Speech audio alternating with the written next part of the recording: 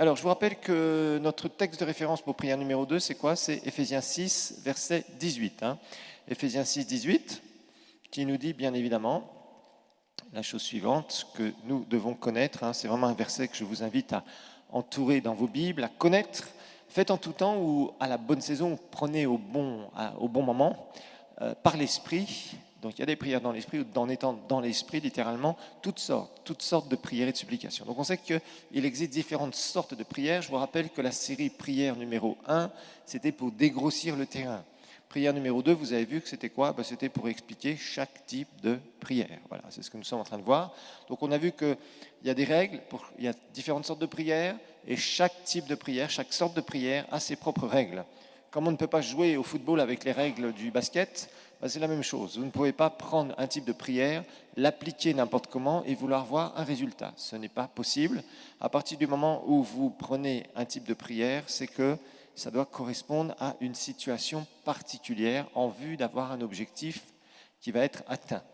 Alors, on a vu qu'il y a dans notre relation, en fait, vous avez remarqué, notre relation avec le Seigneur va comporter différents volets. Voilà, donc on a des temps dans la prière, on a ce qu'on appelle, par exemple, on va rechercher la volonté de Dieu, on a vu la prière de dédication, et on a vu que dans cette prière de dédication, eh bien, on va chercher la volonté de Dieu, et puis qu'est-ce qu'on va faire?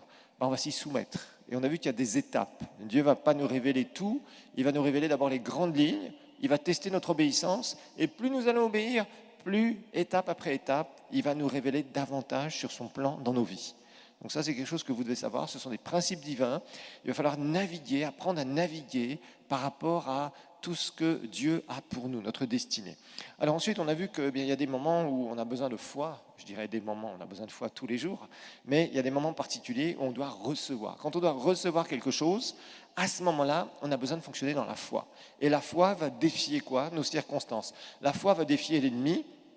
La foi va nous amener à voir la puissance de Dieu, mais on doit se baser sur des promesses, déclarer ces promesses, et on a vu qu'elles s'exercent verticalement et horizontalement, bien évidemment. On a vu ça ensemble. Ensuite, on a vu la prière de consécration. Alors là, c'est vraiment se décharger de ses soucis sur le Seigneur, comprendre qu'il y a un temps où tu te décharges sur le Seigneur. Tu es là, il ne faut pas que tu sois anxieux, que tu aies peur, que tu sois dans tes histoires de soucis, de machin, de trucs. Ça, je sais que certains, vous avez été éduqués comme ça, il faut vous en débarrasser. Okay? La peur, c'est vraiment le pire ennemi ou un des pires ennemis de la foi. Donc il faut absolument apprendre à devenir fort au niveau et de se débarrasser de ses soucis, parce qu'on a vu qu'à partir du moment où on est dans l'inquiétude, on est dans des soucis, qu'est-ce qui se passe? On est incapable de marcher dans la foi. C'est normal, c'est absolument normal. Alors ensuite, on a vu qu'on peut prier avec d'autres personnes. La prière d'agrément, quelqu'un te demande la prière, ou te dit, tiens, viens, est-ce que tu peux donc prier pour moi? C'est normal, nous sommes frères et sœurs, nous devons prier les uns pour les autres. À ce moment-là, il faut faire ce qu'on appelle la prière d'agrément. Et on a vu que la prière d'agrément, ce n'était pas n'importe quoi. On n'est pas là en train de dire, oh, Seigneur, blablabla. Non, ce n'est pas du tout. La prière d'agrément, on se met d'accord sur qu'est-ce qu'on va prier. On se met d'abord, est-ce que c'est scripturaire? Est-ce que la personne va être portée par votre foi? À ce moment-là, ce n'est pas vraiment la prière d'agrément, ça reste la prière de la foi. Parce que si quelqu'un vient tout juste de naître de nouveau, il ne peut pas avoir la foi pour certaines choses, c'est normal. Rappelons-nous, quand nous étions des tout petits bébés spirituels, nous étions là, nous avons essayé de croire, mais ce n'était pas possible, parce qu'on ne connaissait pas la parole de Dieu. Et la foi vient, on a vu, de quoi? De la parole. Quand tu ne connais pas la parole, tu ne peux pas avoir la foi. On avait reçu le salut, parce qu'on avait cru, parce qu'on avait entendu la parole du salut. Mais après, s'il fallait recevoir la guérison, s'il fallait recevoir d'autres choses, c'était la personne qui priait pour nous, qui, elle, avait la foi, et c'est par sa foi qu'on a vu le résultat. Mais il y a un moment où Dieu nous demande de grandir. Et si on ne grandit pas, à ce moment-là, on est responsable de générer notre propre foi. Et si on est responsable de générer notre propre foi, qu'est-ce qui va se passer?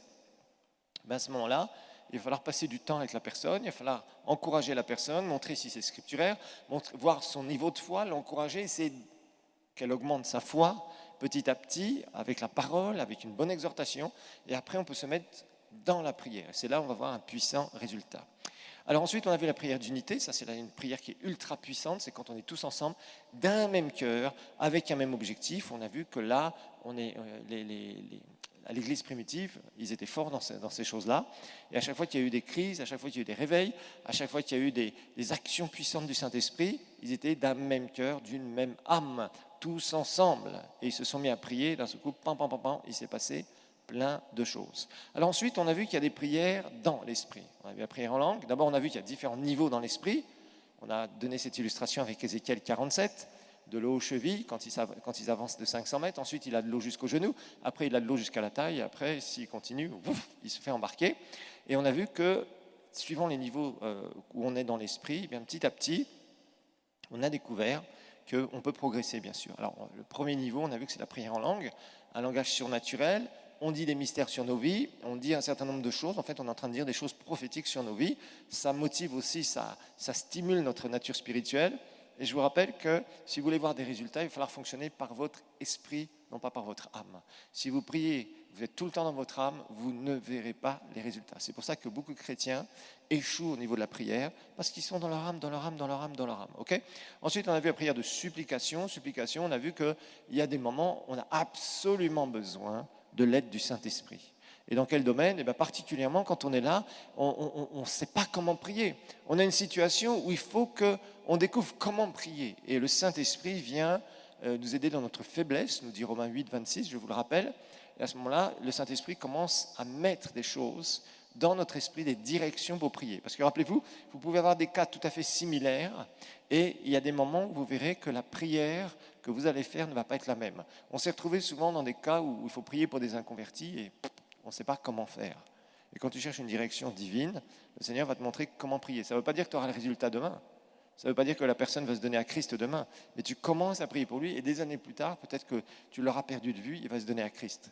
Et ça sera le résultat de ta prière à ce moment-là, dirigée par le Saint-Esprit. Vous voyez, on a vu qu'il y a cet aspect d'enfanter, quand on est, on est dans l'esprit.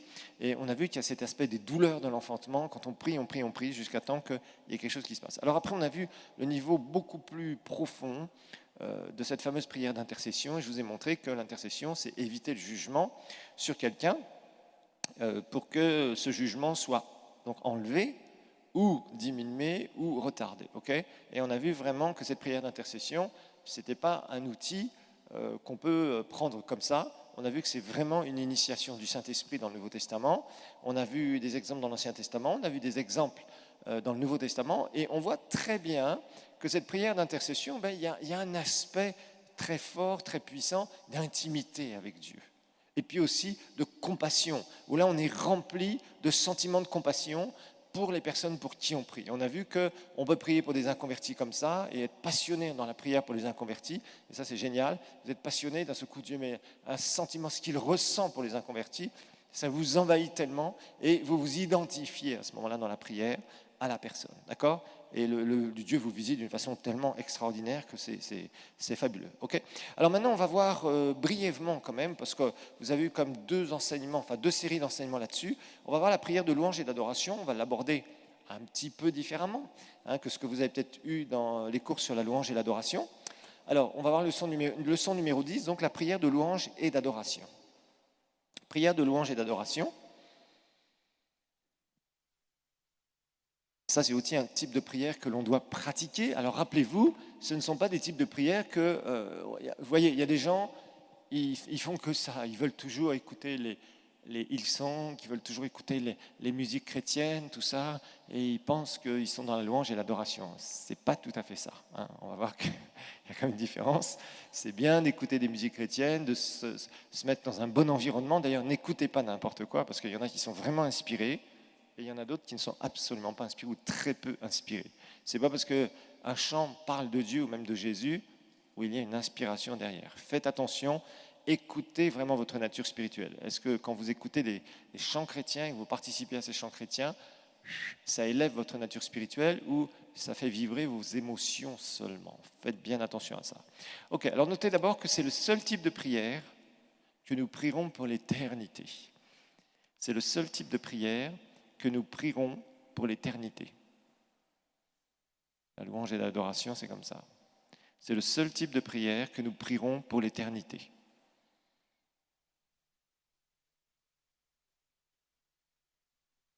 Pourquoi ? Parce que quand vous serez au ciel, quand je serai au ciel, j'aurai plus besoin de foi. Tu n'auras plus besoin de foi quand tu seras au ciel. Tu ne seras plus en train de dire « Oh Seigneur, je te prie pour ça et je proclame jusqu'à temps que je vois. » Non, tu vas tout voir. Parce que ton corps ne sera plus là. Tu verras le monde spirituel, tu verras le Seigneur, tu seras près du trône de Dieu, tu seras dans la Jérusalem céleste, tu seras avec les rachetés, tu seras avec les anges, tu verras la gloire, la gloire, la gloire partout. Donc c'est clair que la louange et l'adoration resteront. Mais tous les autres types de prières que nous avons étudiés jusqu'à présent, tu ne peux pas intercéder au ciel. Il n'y a que Jésus qui intercède au ciel. Mais nulle part on verra que des chrétiens, des croyants qui sont partis au troisième ciel vont intercéder ou vont faire une recherche de la volonté de Dieu ou auront des soucis. Il y a une bonne nouvelle. Tu n'auras plus de soucis au ciel. Fini. Plus d'histoire. Fini. Plus d'ennemis. Fini. Tout sera parfait au troisième ciel.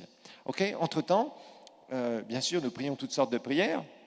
Mais celle-ci, vraiment, c'est celle qui restera pour l'éternité. Nous serons dans sa présence pour l'éternité. Nous le louerons, nous l'adorerons. D'ailleurs, nous allons voir qu'il y a de l'adoration continuelle dans le ciel. Souvent, on aime dire il y a de l'adoration 24 heures sur 24, 7 jours sur 7. Mais je ne le dis plus, vous savez pourquoi ? Parce qu'au ciel, il n'y a pas de jour. Il n'y a pas de jour. Parce que le jour implique qu'il y ait quoi ? Une nuit. Tu dormiras plus au ciel. Tu n'en auras plus besoin. Tu seras tout le temps là, à louer, à adorer Dieu, parce que tu ne te fatigueras pas. Tu as besoin de dormir parce que ton corps est fatigué, ta tête est fatiguée, oui. Mais au ciel, ça ne sera plus le cas.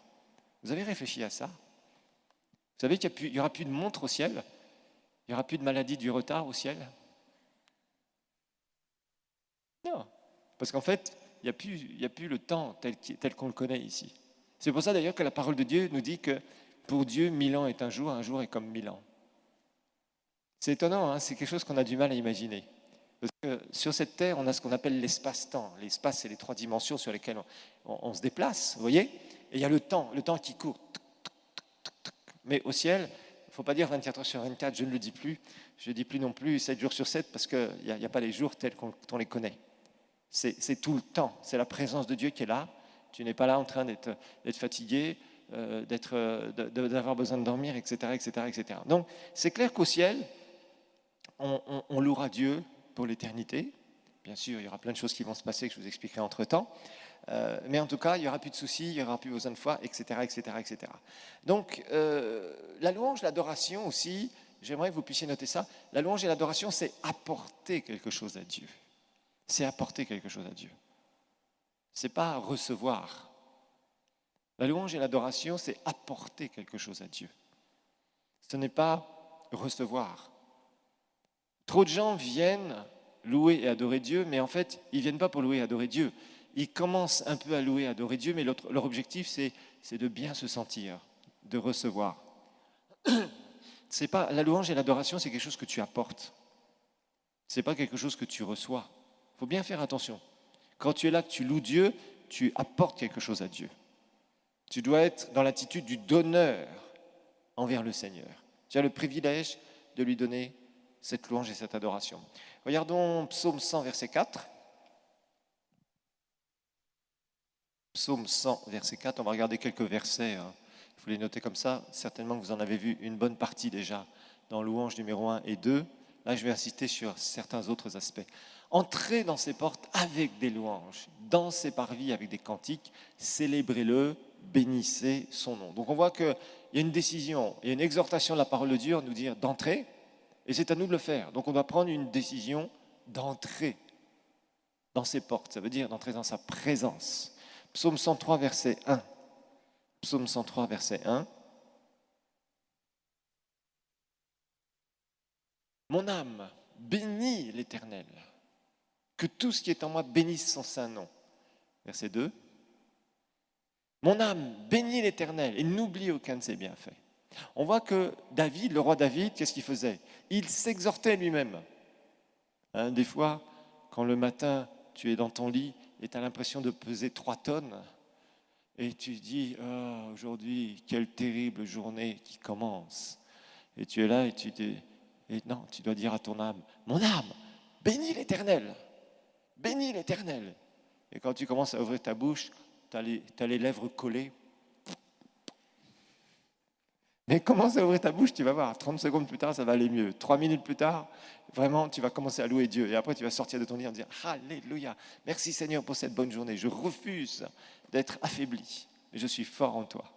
Apprenez à faire ça, ces petits exercices qui sont simples. Oui, il y a des choses simples à faire. Il y a des petits exercices spirituels qui sont simples. Mais souvent, les gens, ils sont là, ils attendent d'arriver, que le prophète Pili arrive et leur donne une grande parole. Non, ça, c'est les grosses illusions dans lesquelles beaucoup de chrétiens sont tombés. Tous les jours, fais des exercices spirituels. Prie en langue. Même si tu te sens mal, que tu es cloué dans ton lit, commence à louer Dieu. Et même si tu te rendors 5 minutes plus tard, quand tu te réveilleras, tu loueras Dieu. Amen. Mon âme bénit l'Éternel. Il y a un autre psaume qui dit, je ne sais plus lequel, je n'ai pas noté ça, mais ça m'y fait penser maintenant, où il y avait donc le psalmiste qui disait « Pourquoi t'as battu mon âme? Pourquoi est-ce que tu t'es abattu? Non, non, non, non, réveille-toi. » Vous voyez, on doit se motiver. La louange est une décision, c'est clair. Et là, on voit que le roi David exhorte son âme. C'est notre responsabilité. Louer Dieu, c'est ta responsabilité. Personne ne le fera pour toi. C'est toi qui dois le faire, c'est une décision. Que tu te sentes bien, que tu te sentes mal, peu importe. Tu prends la décision, tu dis Seigneur, je te louerai. Que tous les ennemis de la terre sont contre toi, je te louerai Seigneur. Ça c'est quelque chose, vous savez, il y a des choses qu'on ne peut pas voler aux gens. Ton cœur, on ne peut pas te le voler. Ton cœur pour le Seigneur. On peut te voler tous tes biens, on peut te voler beaucoup de choses, on peut te voler une place, on peut te voler n'importe quoi, on peut te voler des terres, mais on ne peut pas voler ton cœur. Et c'est ce que tu as de plus précieux. Et ça, c'est important, c'est ce que nous avons. Notre paix, notre joie, si tu es décidé à la garder, personne ne peut te la voler. Et louer Dieu, ça se fait avec joie. Voilà, c'était le psaume 42, « Pourquoi t'as battu mon âme et gémis-tu au-dedans de moi? Espère en Dieu, car je te louerai encore, il est mon salut et mon Dieu. » C'était le psaume 42, verset 5, pour ceux qui veulent noter. Alors maintenant, on va regarder le psaume 91, versets 1 et 2. Parce que je veux vraiment que vous fassiez une différence dans quelque chose, d'entrer dans la présence de Dieu et demeurer dans la présence de Dieu. On va étudier ça. Je vais le répéter. D'abord, on va lire ce psaume. Psaume 91. Ah, c'était Moïse. Moïse, ce serviteur de Dieu extraordinaire, qui a fait des choses merveilleuses et qui surtout, que j'admire le plus pour son caractère. Vous en avez goûté quelques facettes lorsqu'on a vu l'intercession de Moïse, qui était extraordinaire. Moïse était un homme extraordinaire, en tout cas au niveau de son caractère. Franchement, Dieu l'a utilisé d'une façon fabuleuse, mais il faut dire une chose, Dieu n'aurait pas pu l'utiliser avec une telle dimension s'il n'avait pas eu un caractère tel qu'il a eu. Franchement, vous vous rappelez de l'histoire, le dernier cours, où Dieu lui dit « Monte sur la montagne, c'est là où tu mourras ». Et il est monté. Il n'a rien contesté. Et Dieu lui a dit « Tu ne verras pas le pays promis parce que tu as été rebelle aux eaux de Marin et Mériba, Kadesh, je ne sais plus. » Et en fait, il lui explique, Dieu lui dit « Non, parce que tu as fait ça, tu es sanctionné dans ta destinée. » Et Moïse ne bronche pas, ne conteste pas. Il est là, il obéit 100% avec le Seigneur. On a vu un merveilleux cours là-dessus. En tout cas, moi, j'aime beaucoup enseigner là-dessus parce qu'il y a de puissantes vérités. Alors ici, celui qui demeure sous l'abri du Très-Haut repose à l'ombre du Tout-Puissant. L'ombre, on le verra, bien sûr, c'est le symbole de l'onction. C'est ça qu'on va voir. L'ombre, c'est quelque chose qui va te protéger. On verra, c'est le symbole de l'onction, on expliquera ça. Tous les symboles de l'onction du Saint-Esprit l'année prochaine. Il y aura beaucoup de choses à vous dire là-dessus. Alors, il faut bien que vous distinguiez deux choses. La louange, c'est entrer dans la présence de Dieu. Quand on loue Dieu, on entre dans la présence de Dieu. La louange, c'est entrer dans la présence de Dieu. Et rappelez-vous que la louange vient d'où? De votre âme. Donc la louange, c'est entrer dans la présence de Dieu. Et ça vient de notre âme.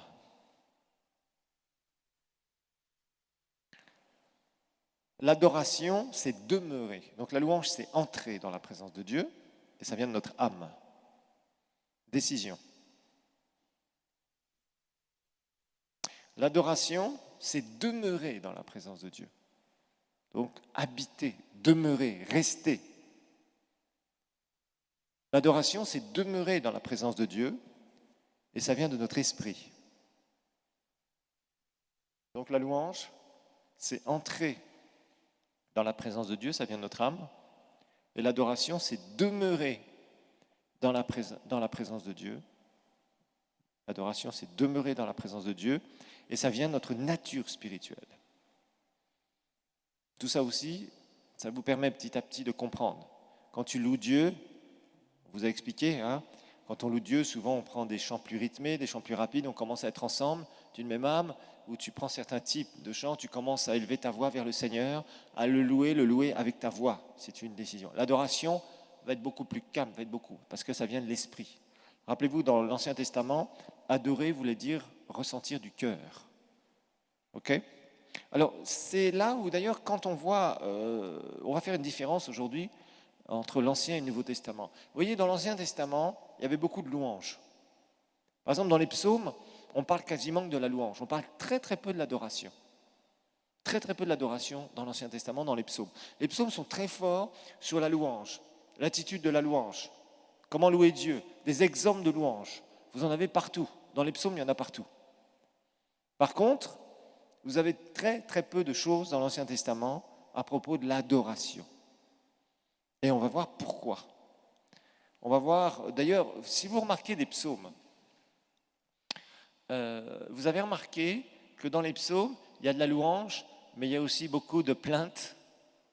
Vous avez remarqué ça dans les psaumes ? C'est David. Et David, souvent, disait, oui, tu vois mes ennemis, Seigneur, je suis foutu. Bref, il était vraiment... Souvent, il avait tendance à se plaindre quelque part, vous voyez ? Bon, c'était l'Ancien Testament. Ils n'avaient pas Jésus, ils n'avaient pas le nom de Jésus, ils n'avaient pas les principes de la foi que nous avons. Vous savez, dans l'Ancien Testament, moi, j'admire vraiment des fois les expériences que ces hommes de Dieu ont fait. Franchement, des fois, on se dit, waouh, avec si peu qu'ils avaient par rapport à ce que nous avons. C'est vrai que Dieu faisait des grands miracles. Dieu était vraiment le Dieu du spectaculaire dans l'Ancien Testament. Souvent, vous avez des psaumes, par exemple, qui ont été écrits, je ne sais pas moi, peut-être 1000 ans avant Jésus. David était environ 1000 ans avant Jésus, qui racontait les grandes œuvres que Dieu avait fait 500 ans plus tôt, lorsqu'il a sorti son peuple d'Égypte, vous voyez. Donc il se rappelait, il louait Dieu, il continue d'ailleurs à louer Dieu, même encore aujourd'hui, les Juifs continuent à faire ça, en se rappelant comment Dieu les a sortis du pays d'Égypte, de l'esclavage de Pharaon. Vous voyez ? Mais ils ne vivaient pas ce que nous vivons. Nous avons une dimension très différente. Ils n'étaient pas remplis du Saint-Esprit tel que nous le sommes. Il y a eu des moments où certains ont été remplis du Saint-Esprit. À certains moments, il y avait une onction sur les prophètes, tout ça, mais sur le peuple de Dieu, c'était très rare qu'il y ait une onction qu'ils reçoivent sur eux. Bien sûr, ils n'avaient aucune onction en eux, puisqu'on sait que c'est la nouvelle alliance, ça. Alors c'est pourquoi Jésus, dans Jean 4, va faire une déclaration. Jean chapitre 4, rappelez-vous, Jésus rencontre la Samaritaine. Et la Samaritaine, bon, c'est les gens de Samarie. Les Samaritains, vous vous rappelez, c'était des peuplades que le roi Nebuchadnezzar, après avoir fait la déportation des Juifs, quand il a commencé, il mélangeait les populations, rappelez-vous. Et au VIe siècle avant Jésus. Et ces Samaritains, donc, rappelez-vous, Israël, au temps de Jésus, était divisé en 3 parties. La Galilée au nord, au centre, il y avait une grande bande de terre, la Samarie, et au sud, la Judée. Et à ce moment-là, qu'est-ce qu'on voyait ? On voyait que les Samaritains, bon, ils étaient hostiles aux Juifs, les Juifs n'aimaient pas les Samaritains, parce que c'était les descendants d'abord de gens qui avaient été plantés par Nebuchadnezzar pour habiter la Palestine, donc le territoire d'Israël. Et il y avait tout ce mélange de populations, et les Samaritains vivaient ensemble, mais pas avec les Juifs. Ils adoraient en partie le Seigneur, en partie, mais il y avait beaucoup de mélange, et il y a eu beaucoup de combats entre eux. Quand la Bible nous dit qu'il fallait qu'ils passent par la Samarie, quand Jésus et ses disciples venaient du nord, Galilée, il fallait qu'ils traversent la Samarie. Ils n'étaient jamais bienvenus chez les Samaritains. Les Juifs n'étaient pas bienvenus chez les Samaritains, et les Juifs combattaient les Samaritains. Voilà, donc des deux côtés, il y avait de l'hostilité qui datait de siècles et de siècles. Voilà. Alors maintenant, Jésus va rencontrer cette Samaritaine, et au bout d'un moment, il va se passer quelque chose, il va parler à propos de l'adoration. Et ça, c'est intéressant. C'est intéressant parce qu'on a plusieurs passages dans le Nouveau Testament qui vont vraiment nous parler de l'adoration. On va regarder Jean 19 et verset 20 d'abord, 19 et 20. Seigneur, lui dit la femme, c'est la femme samaritaine, je vois que tu es prophète. Jésus vient de lui donner une parole de connaissance. Révélation sur le passé et le présent de cette femme à propos de sa vie maritale très chaotique. Nos pères ont adoré, regardez bien, elle dit nos pères, à nous les Samaritains, ont adoré sur cette montagne. Et vous dites, vous les Juifs, que le lieu où il faut adorer est à Jérusalem. Vous voyez, il y a une bagarre entre Samarie et Jérusalem. Les Samaritains disent non, nous, c'est là où on doit adorer, en Samarie. sur cette montagne. Vous, les Juifs, vous dites, c'est seulement à Jérusalem où on peut adorer. En fait, on est en train de faire une bagarre sur le lieu. Y a-t-il un lieu saint où, parce qu'on va commencer à louer et adorer Dieu, alors Dieu va nous visiter? Eh bien, non. Et d'ailleurs, Jésus va rapidement démentir cette croyance. Voilà, tout simplement, c'est dans le verset 23 ou 24. On va peut-être lire... Ok, on va lire à partir du verset 21, comme ça va être un peu plus explicite. Ok, 21 jusqu'à 24, ça sera mieux. Merci. Femme, lui dit Jésus. Voilà, Jésus répond directement. Crois-moi, l'heure vient. L'heure arrive. Le temps arrive où ce ne sera ni sur cette montagne, ni à Jérusalem que vous adorerez le Père. Alors là, c'était révolutionnaire. Ce que Jésus était en train de lui dire, c'était révolutionnaire.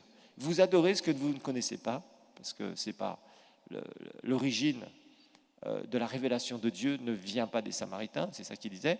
Nous, les Juifs, nous adorons ce que nous connaissons, c'est-à-dire c'est au travers de nous, le peuple juif, que la connaissance de Dieu est née et s'est répandue. Okay, c'est ça que Jésus lui dit ici.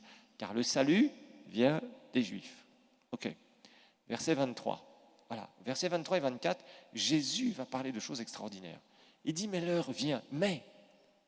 Il lui dit en quelque sorte, tu vois toutes ces histoires, ces querelles, ces machins, ces trucs, il va y avoir un terme à tout ça. Il va y avoir un terme à tout ça. C'est vrai que le salut vient des Juifs, mais l'heure vient, est déjà venue, où les vrais adorateurs, regardez bien, les vrais adorateurs adoreront le Père en quoi? En esprit et en vérité, c'est-à-dire approuvés par le Père. Car ce sont là les adorateurs que le Père demande. Verset 24. Dieu est esprit et qu'il faut que ceux qui l'adorent en esprit et en vérité. Alors en esprit, vous comprenez que l'adoration, c'est quelque chose de spirituel, on est d'accord, vous avez bien compris. Et en vérité, ça veut dire là où il y a vraiment une communion. Et nous sommes en communion. Tant qu'eux, ils étaient encore pécheurs. Donc pour l'instant, ils ne pouvaient pas. Le seul qui adorait vraiment, pour l'instant, c'était qui? C'était Jésus, bien sûr. C'était Jésus. L'heure est déjà venue où les vrais adorateurs, Jésus, adoraient en esprit, en vérité, approuvés par le Père. La vérité amène une approbation divine. Vous voyez? La vérité amène cette approbation divine. Donc Jésus est en train de dire, adorons en esprit, parce que l'adoration vient du cœur, vient de la nature spirituelle, et en vérité, c'est-à-dire avec une approbation divine. Voilà.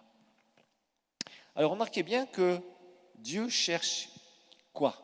Est-ce que Dieu cherche l'adoration? Revenons un petit peu au verset 23. Que nous dit le verset 23, la fin du verset 23? Excusez-moi.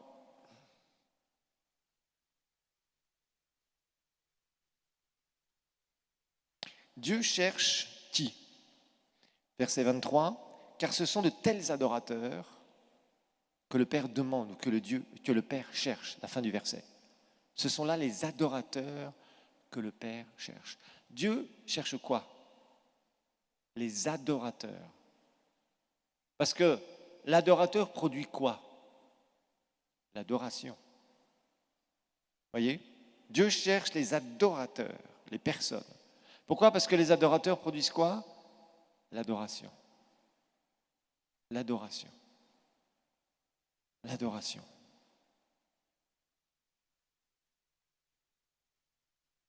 Et c'est là où vraiment il y a une clé. Vous savez, les plus grands réveils se sont faits dans l'adoration. Les plus grandes manifestations de Dieu se font dans l'adoration. C'est là où Dieu peut manifester sa gloire. Nous avons vu différents passages dans la prière d'unité. La dédicace du temple, par exemple, d'un seul coup, ils sont là, ils adorent Dieu et pam! Le Saint-Esprit descend puissamment quand Salomon va dédier le temple au Seigneur. Alors, on voit que nous avons cette capacité, cette possibilité totale.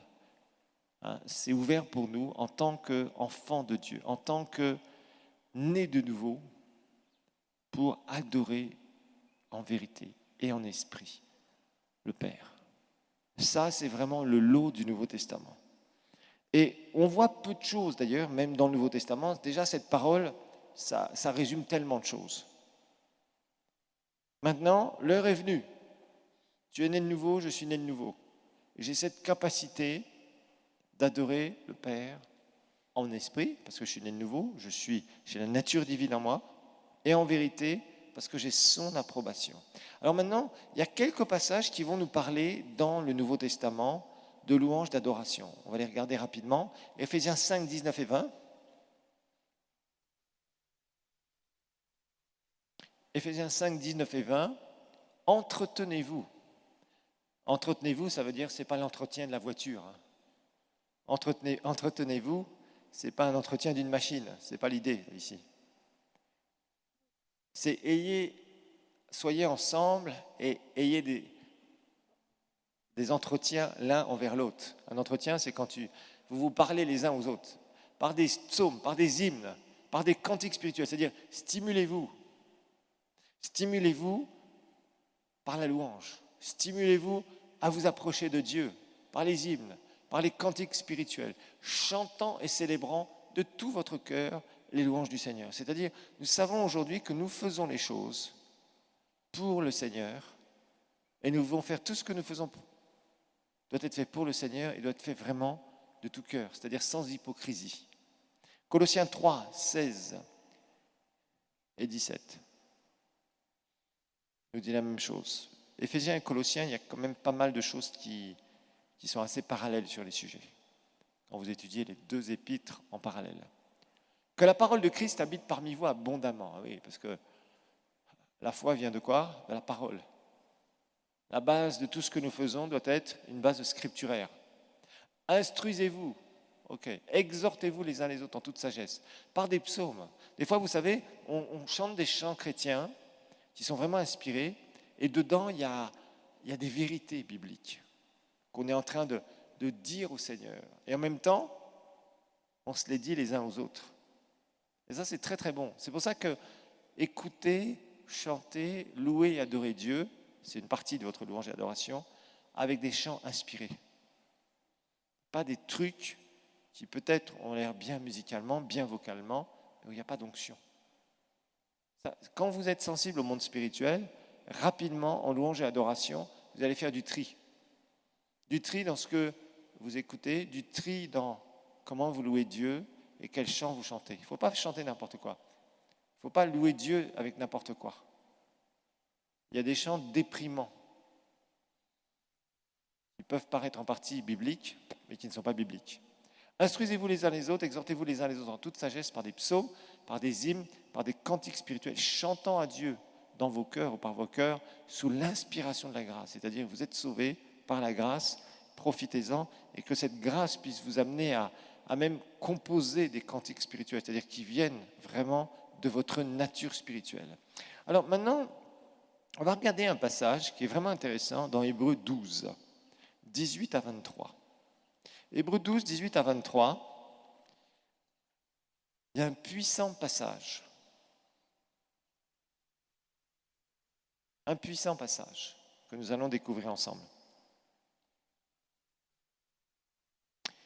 Paul, qui est certainement l'auteur de l'épître aux Hébreux, en tout cas je le pense, je ne suis pas le seul à le penser, il y en a beaucoup qui le pensent, même s'il ne se nomme pas au départ de l'épître aux Hébreux, va nous parler de choses absolument incroyables.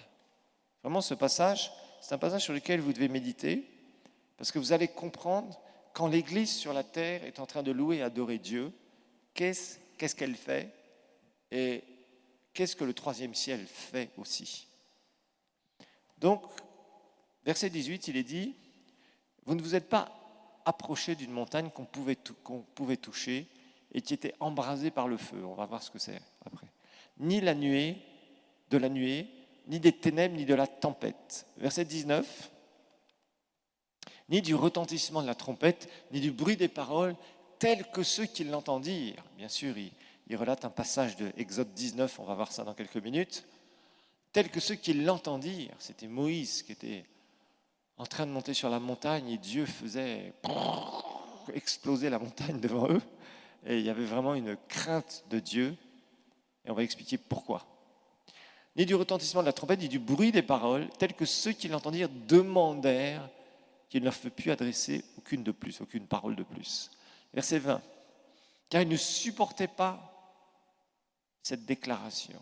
Si même une bête touche la montagne, elle sera lapidée. Et ce spectacle était si terrible que Moïse dit « Je suis épouvanté et tout tremblant ». Nous allons voir ce que c'est. Mais vous, nous qui sommes sous le Nouveau Testament, nous qui sommes en Christ, nous qui sommes l'Église de Dieu, nous qui sommes rachetés, saints, justes, que Dieu a adopté parfaitement dans sa famille. Mais vous vous êtes approchés de la montagne de Sion, de la cité du Dieu vivant, et il dit quoi? De la Jérusalem céleste, des myriades. Les myriades, c'est des millions de millions qui forment le cœur des anges. Verset 23. De l'assemblée des premiers-nés. Ça veut dire quoi tout ça? Inscrit dans les cieux, du juge qui est le Dieu de tous, des esprits des justes qui sont parvenus à la perfection. Qu'est-ce que ça veut dire tout ça? Qu'est-ce que ça veut dire? C'est assez simple, mais d'abord on va étudier le début. On va regarder dans Exode 19 comment dans l'Ancien Testament il se retrouvait, Exode 19, on va regarder certains versets, je vais vous les dire. Vous avez dans Exode 19, d'ailleurs si vous regardez que vous avez des Bibles avec des parallèles, vous aurez Hébreux chapitre 12 en parallèle, bien évidemment. Et Dieu va appeler Moïse. Il va appeler Moïse dans le désert du Sinaï. Ils sont là, ils sont sortis de l'esclavage d'Égypte. Tout le peuple est là. Et Dieu va rencontrer Moïse sur la montagne. Waouh! Et là, ça va être très spectaculaire et aussi très effrayant. Rappelez-vous, l'auteur de l'Épître aux Hébreux nous dit « Vous ne vous êtes pas approché d'une montagne, etc., de tonnerre, etc., mais vous vous êtes approché de l'assemblée des premiers-nés, etc. » Donc il fait une comparaison dans le texte que nous avons lu, dans Hébreux chapitre 12. Une comparaison avec ce qu'il vivait, le peuple juif vivait dans l'Ancien Testament, avec une comparaison avec ce que nous vivons dans le Nouveau Testament en tant que nouvelle créature en Christ. Et c'est vraiment intéressant. Donc la Bible va nous dire, donc Moïse monta vers Dieu, et l'Éternel l'appela du haut de la montagne en disant « Tu parleras ainsi à la maison de Jacob et tu diras aux enfants d'Israël. » Ok, il fait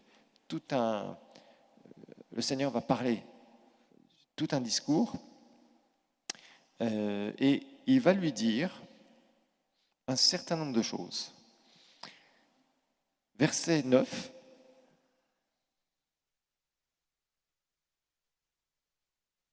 Alors Dieu dit plein de choses à son peuple. Et la Bible nous parle au verset 9. « Et l'Éternel dit à Moïse, voici, je viendrai vers toi dans une épaisse nuée, afin que le peuple entende quand je te parlerai et qu'il ait toujours confiance en moi. » Moïse rapporta les paroles du peuple à l'Éternel. Alors, la Bible va nous dire comment les choses vont se passer, surtout à partir du verset 14. Il y a vraiment des choses que, waouh, qui va vivre. Moïse descendit de la montagne vers le peuple. Il sanctifia le peuple et lavèrent leurs vêtements. On va continuer, on va lire jusqu'au verset 20. Il y a beaucoup de passages à lire, donc je ne peux pas tout lire. Et il dit au peuple, soyez toujours prêts, dans 3 jours, vous ne vous approcherez d'aucune femme. Verset 16. Le 3e jour au matin, il y eut des tonnerres, des éclairs, une épaisse nuée sur la montagne. Le son de la trompette retentit fortement. Rappelez-vous, on vient de le lire dans Hébreux 12. Et tout le peuple qui était dans le camp fut saisi d'épouvante. En fait, ils voyaient de loin la montagne, à partir du camp, et d'un seul coup, il y a toutes sortes de choses qui se sont produites sur cette montagne, nous dit la Bible. Moïse fit sortir le peuple du camp à la rencontre de Dieu. Ils se placèrent au bas de la montagne. Verset 18, la montagne du Sinaï était toute enfumée parce que l'Éternel était descendu au milieu du feu Cette fumée s'élevait comme de la fumée d'une fournaise et toute la montagne tremblait avec violence. Vous aimeriez être dans l'Ancien Testament? Waouh, vous regardez ça de loin, d'un seul coup, vous voyez une montagne en feu, du tonnerre, tout ça, vous êtes là, vous dites, et ils étaient tous dans l'épouvante. Le son de la trompette retentissait de plus en plus fortement. Moïse parlait et Dieu lui répondait à haute voix. Waouh, waouh, waouh, waouh. Ainsi, l'Éternel descendit sur la montagne du Sinaï, le sommet de la montagne. L'Éternel appela Moïse du sommet de la montagne et Moïse monta. Il monte dans une montagne qui est en feu, où il y a des tremblements de terre partout, où il y a des tonnerres, une trompette surnaturelle est en train de sonner. Il y a plein de choses. Donc, vous voyez, la Bible nous dit, nous, ce n'est pas notre cas. Ce n'est pas notre cas. Il va clairement dire que ceux qui s'approcheront de cette montagne, toucheront le bord de la montagne, vont mourir. Il dira plein de choses. Dieu dira ça. Si une bête s'approche, elle sera lapidée. Mais si pourquoi? Parce qu'ils étaient pécheurs. Ils étaient pécheurs. Et Dieu était obligé de leur montrer qu'ils devaient avoir une crainte, même une peur de lui. Pourquoi? Parce que si en tant que pécheurs, ils essayaient de s'approcher de lui sans être sanctifiés selon la loi, selon la chair, eh bien, ils pouvaient mourir, pouf, comme ça. Vous savez, les sacrificateurs, s'ils faisaient des gaffes par rapport à leur service, ils pouvaient mourir sur le champ. Donc revenons à Hébreux 12. Vous pouvez lire ces passages de Exode 19. Ça va vous mettre un peu de crainte de Dieu. Vous savez, moi, je dis au Seigneur, Seigneur, j'aimerais vraiment que tu montres des choses où les gens aient une crainte de toi, une sainte révérence. Parce que je trouve que des fois, il y a des gens qui font des choses dans l'église de Dieu où on a l'impression, c'est pas grave, ils font n'importe quoi, des rebelles, des rébellions, des histoires comme ça. Des gens qui font n'importe quoi, qui disent n'importe quoi, qui se permettent n'importe quoi, ou qui sont dans le péché jusqu'au cou, qui continuent, comme si de rien n'était, qui entraînent les autres, qui calomnient, qui font plein d'histoires comme ça. Les gens sont là, on a l'impression que Dieu ne dit rien. La dernière fois, je relisais l'histoire d'Ananias et Saphira. Je disais, Seigneur, si de temps en temps on avait un petit Ananias et une petite Saphira qui se pointaient, ça remettrait un peu les pendules à l'heure chez les chrétiens. Je vous assure, des fois, je me le dis, parce que je trouve que des fois, il y a des trucs où, dans l'Ancien Testament, il y avait vraiment Dieu par rapport à son peuple, mais son peuple était pécheur. Ils approchent, boum. Waouh! Ça, c'était effrayant parfois.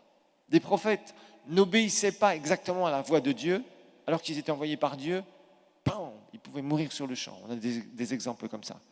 De désobéissance de choses qui ne pourraient nous paraître, je dirais, bon, c'est pas grave. Mais ils marchaient sur un fil. Dieu mettait sa présence sur eux. Et s'ils gaffaient dans le moindre petit truc, ils s'écartaient de la protection et ils pouvaient mourir comme ça. Alors la Bible va nous dire que nous nous sommes approchés. Regardez, ça va nous intéresser. Donc la Bible, c'est là où, verset 22, d'accord? Donc du 18 à 21, on a tout ce qui est dit à propos donc de ce qui va se passer, les choses effrayantes de l'Ancien Testament. Et après, à partir du verset 22, mais au contraire, vous vous êtes approchés de la montagne de Sion, de la cité du Dieu vivant, la Jérusalem céleste, les myriades qui forment des chœurs d'anges. Regardez bien, ensuite le verset 23. De l'assemblée des premiers-nés, c'est étonnant ça, inscrit dans les cieux, du juste qui est le Dieu de tous, des esprits des justes, qui sont parvenus à la perfection. La perfection, c'est l'état de maturité. Verset 24. De Jésus qui est le médiateur de la nouvelle alliance et du sang de l'aspersion qui parle mieux que celui d'Abel. La Bible nous montre une chose. Quand nous sommes dans l'adoration, on s'approche. C'est ce que la Bible dit, verset 22. Regardez bien, revenons encore au verset 22. La Bible dit qu'on s'approche. Quand nous sommes dans l'adoration ensemble, on s'approche. On s'approche. de ce qui se passe au troisième ciel, continuellement. Si vous lisez l'Apocalypse, chapitre 4 et chapitre 5, vous allez découvrir certaines choses. Une vision extraordinaire que l'apôtre Jean va recevoir. Il va voir le trône de Dieu sous la nouvelle alliance. Quand on étudie la parole, on a fait dans Identification, je vous ai montré ce qu'il y avait au troisième ciel. Là, on continue un peu plus. Au troisième ciel, puisque vous avez compris qu'il y a 3 cieux, vous avez compris qu'au troisième ciel, c'est là où il y a le trône de Dieu, qu'autour du trône de Dieu, il y a quoi?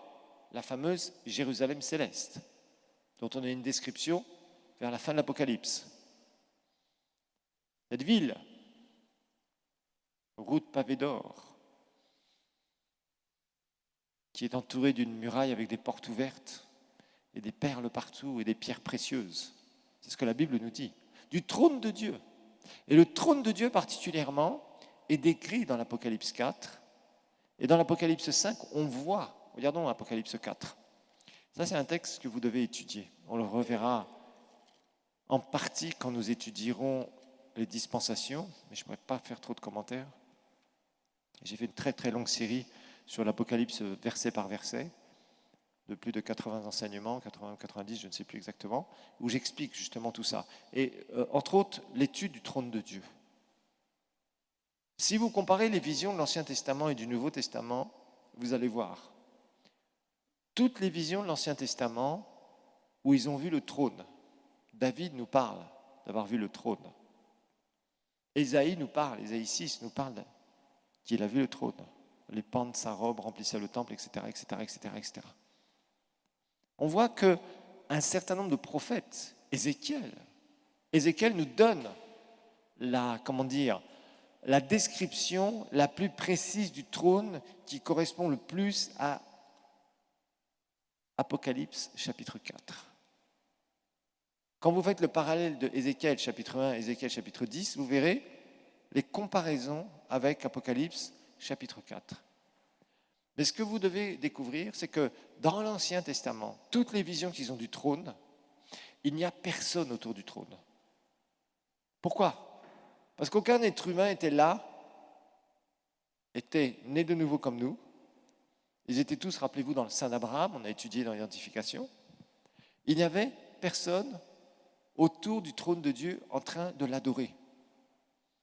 Ça, c'est depuis que Jésus est sorti du sein d'Abraham. Rappelez-vous l'étude que nous avons faite dans l'identification, qu'il est venu après sa résurrection visiter le sein d'Abraham, libérer les captifs, Éphésiens 4, vous vous rappelez? Et à ce moment-là, il les a fait naître de nouveau et ils ont été au troisième ciel. Depuis ce jour, il y a eu des adorateurs au troisième ciel. Depuis ce jour, chaque chrétien né de nouveau qui meurt sur cette terre va au troisième ciel et adore le Seigneur. Depuis ce jour. Donc nous savons que quand nous étudions la parole, par exemple, ici, dans l'Apocalypse 4, versets 2 jusqu'à 4, Apocalypse 4, versets 2 à 4, on va voir. Aussitôt, je fus ravi en esprit. On verra les différents types de visions. Il y a 3 types de visions, on verra lesquelles en deuxième année, comment être dirigés par le Saint-Esprit, et les façons parfois spectaculaires où Dieu nous dirige. Et voici, il y avait un trône dans le ciel, troisième ciel. Et sur ce trône, quelqu'un était assis. Verset 3. Celui qui était assis avait l'aspect d'une pierre de jade, de sardoine. Le trône était environné d'un arc-en-ciel semblable à de l'émeraude. Verset 4. Autour du trône, regardez bien, autour du trône, nulle part vous verrez ça, ni dans Ésaïe 6, ni dans Ézéchiel 1 ou chapitre 10, nulle part quand vous voyez une description de l'Ancien Testament, nulle part, aucun prophète qui a eu une vision ne peut témoigner qu'il avait qui que ce soit autour du trône de Dieu. Autour du trône de Dieu, nous sommes dans l'Apocalypse, Nouveau Testament. Je vis 24 trônes. Sur ces trônes, 24 vieillards assis, revêtus de vêtements blancs et sur leur tête des couronnes d'or. On voit qu'il y a ces 24 anciens. On voit que la Jérusalem céleste, c'est une ville qui est habitée par justement les rachetés du Seigneur. On peut voir quand on continue différents chapitres de l'Apocalypse, des personnes qui sont là et qui demandent à Dieu certaines choses, même dans le ciel, entre guillemets, pendant la tribulation. On voit clairement Paul qui dit « Je préfère quitter ce corps et être avec Christ, qui serait de mieux ». Nous savons qu'au troisième ciel, il y a des adorateurs. D'ailleurs, en revoyant, en réétudiant Hébreux chapitre 12, c'est clair. Et ce que je veux vous dire, c'est qu'à chaque fois que nous venons en tant que peuple de Dieu, louer et adorer Dieu, la Bible nous dit qu'on s'approche, verset 23, Hébreux 12, 23, on s'approche de la réunion de l'assemblée des premiers-nés, ceux qui sont nés de nouveau, inscrits dans les cieux, le troisième ciel, du juge qui est Dieu, etc., donc du trône de Dieu. Donc ce qui est assez intéressant, il dit des esprits aussi, des justes parvenus à la perfection. Ça veut dire que quand nous adorons sur cette terre, nous nous approchons de Dieu avec ceux qui sont déjà tout proches de Dieu au troisième ciel. C'est ça que nous faisons. C'est ça qu'il faut réaliser. Le corps de Christ est sur la terre telle que nous sommes, mais il y a une partie de l'épouse de Christ qui est déjà au ciel. Et quand nous adorons, nous nous unissons à cette partie qui est déjà au ciel pour s'approcher de lui. Bien sûr, nous sommes plus loin. Pourquoi? Parce que nous avons notre corps. Eux, ils sont tout proches parce qu'ils sont déjà morts physiquement et ils sont spirituellement au troisième ciel. Donc c'est vraiment quelque chose que nous devons réaliser, que nous nous approchons de cette assemblée des premiers-nés, tout simplement, et nous nous unissons à eux pour donner ces louanges, donner cette adoration qui plaît à Dieu, que Dieu aime. Alors, l'adoration, notez que la vraie adoration, maintenant qu'on a vu ça, la vraie adoration,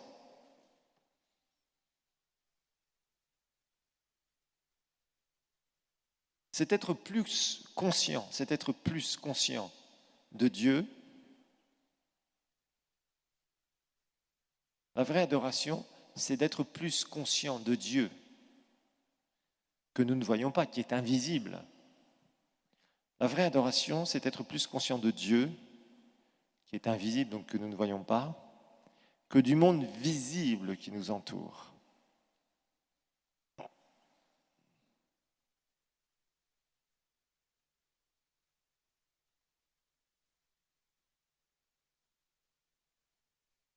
La vraie adoration, c'est être plus conscient de Dieu, que nous ne voyons pas, donc qui est invisible, que du monde visible qui nous entoure.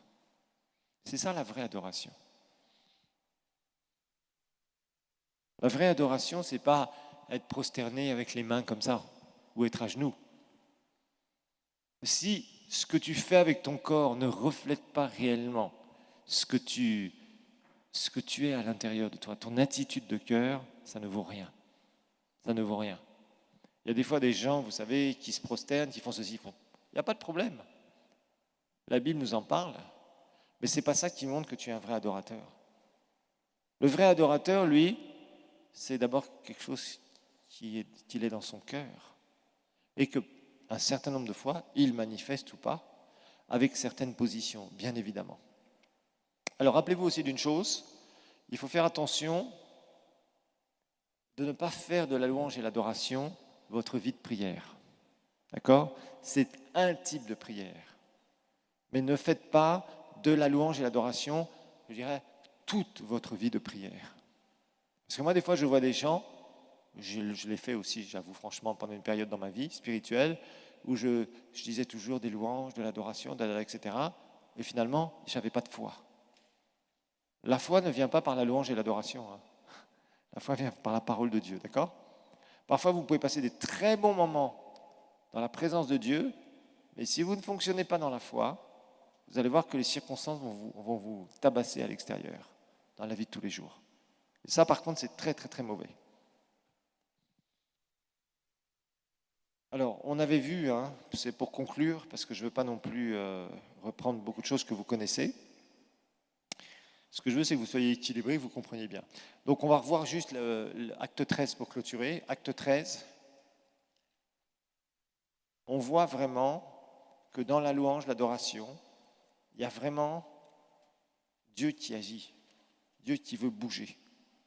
Vous savez, quand la présence de Dieu se répand, quand il y a des adorateurs, ça veut dire que Dieu est en train de nous dire, je vous renvoie à ma présence pour approuver ce que vous êtes et ce que vous faites. C'est ça, en fait. La pratique de la présence de Dieu, c'est ça.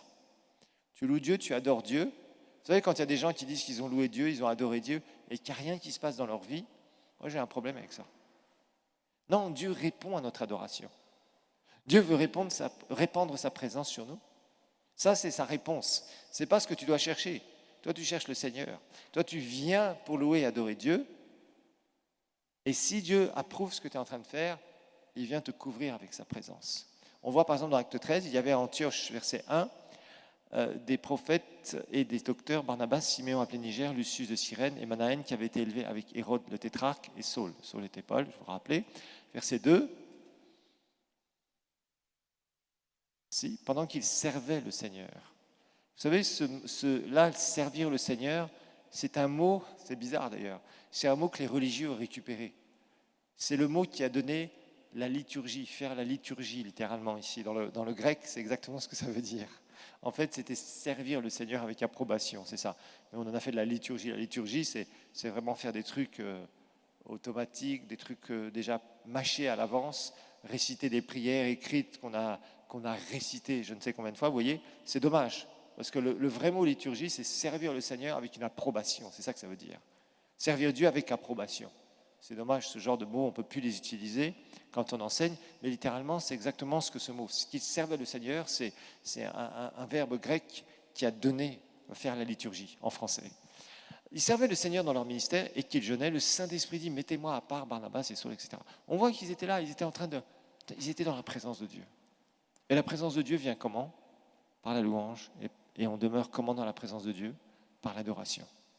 Donc c'est vraiment quelque chose de puissant, mais il faut vraiment comprendre ce que c'est et pratiquer cette présence. C'est pour ça qu'au bout d'un moment, il y a une croissance qui s'opère, et cette croissance ce ne sera pas du jour au lendemain. La pratique de la présence de Dieu n'est pas quelque chose qui se fait du jour au lendemain. Ok, on fait une petite pause et on verra le dernier cours qui va nous parler du jeûne et de la prière. Je vais vous expliquer comment maigrir. Non, je vais vous expliquer ce qu'est le jeûne et la prière. Non pas faire une cure d'amaigrissement.